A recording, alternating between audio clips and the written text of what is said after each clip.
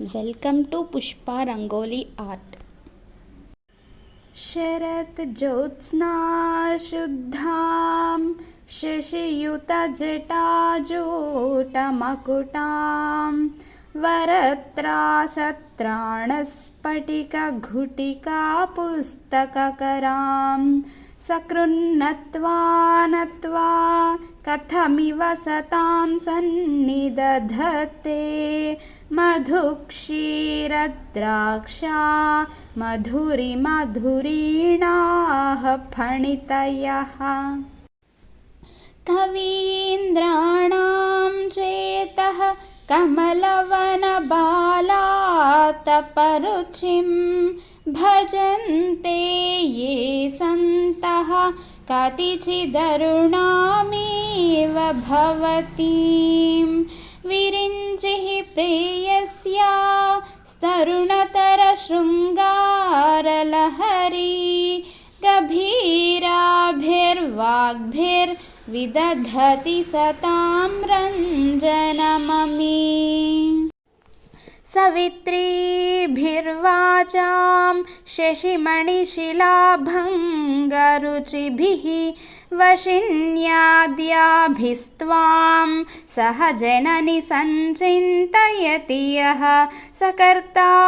काव्यानां भवति महतां भङ्गिरुचिभिः वचोभिर्वाग्देवी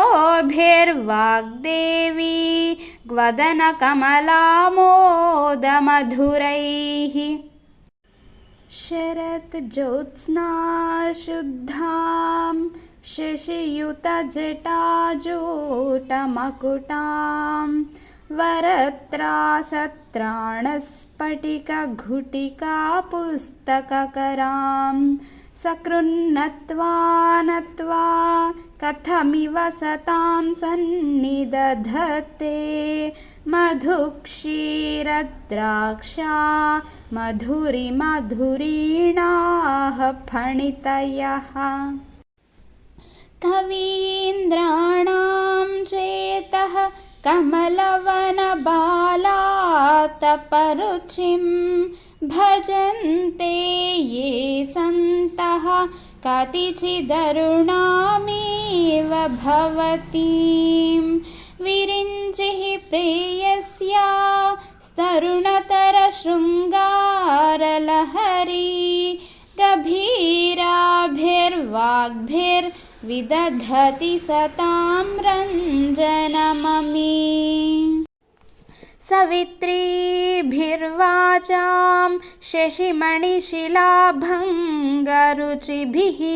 वशिन्याद्याभिस्त्वां सह जननि सञ्चिन्तयति यः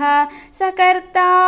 काव्यानां भवति महतां भङ्गिरुचिभिः वचोभिर्वाग्देवी वदनकमलामोदमधुरैः शरत् ज्योत्स्ना शुद्धां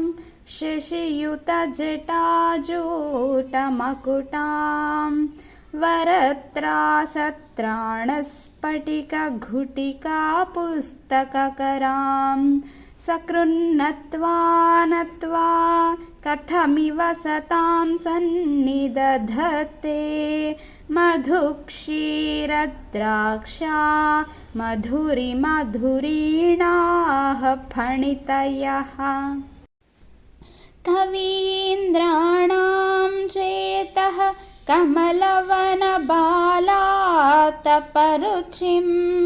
भजन्ते ये सन्तः कतिचिदरुणामेव भवतीं विरिञ्चिः प्रेयस्या स्तरुणतरशृङ्गारलहरी गभीराभिर्वाग्भिर्विदधति सतां रञ्जनममी सवित्रीभिर्वाचां शशिमणिशिलाभङ्गरुचिभिः वशिन्याद्याभिस्त्वां सह जननि सञ्चिन्तयति यः स कर्ता काव्यानां भवति महतां भङ्गिरुचिभिः वचोभिर्वाग्देवी वदनकमलामोदमधुरैः शरज्योत्स्नाशुद्धां शशियुतजटाजूटमकुटां वरत्रासत्राणस्फटिकघुटिकापुस्तककरां सकृन्नत्वा नत्वा कथमिव सतां सन्निदधते मधुक्षीरद्राक्षा मधुरिमधुरीणाः फणितयः कवीन्द्राणां चेतः कमलवनबालातपरुचिं भजन्ते ये सन्तः कतिचिदरुणामेव भवतीं विरिञ्चिः प्रेयस्या तरुणतरशृङ्गारलहरी गभीराभिर्वाग्भिर्विदधति सतां रञ्जनममी सवित्रीभिर्वाचां शशिमणिशिलाभङ्गरुचिभिः वशिन्याद्याभिस्त्वां सह जननि सञ्चिन्तयति यः स कर्ता काव्यानां भवति महतां भङ्गिरुचिभिः वचोभिर्वाग्देवी वदनकमलामोदमधुरैः शरज्योत्स्नाशुद्धां शशियुतजटाजूटमकुटां वरत्रासत्राणस्फटिकघुटिकापुस्तककरां सकृन्नत्वा नत्वा कथमिव सतां सन्निदधते मधुक्षीरद्राक्षा मधुरिमधुरीणाः फणितयः. Thanks for watching. If you like this video, please do like, share and subscribe.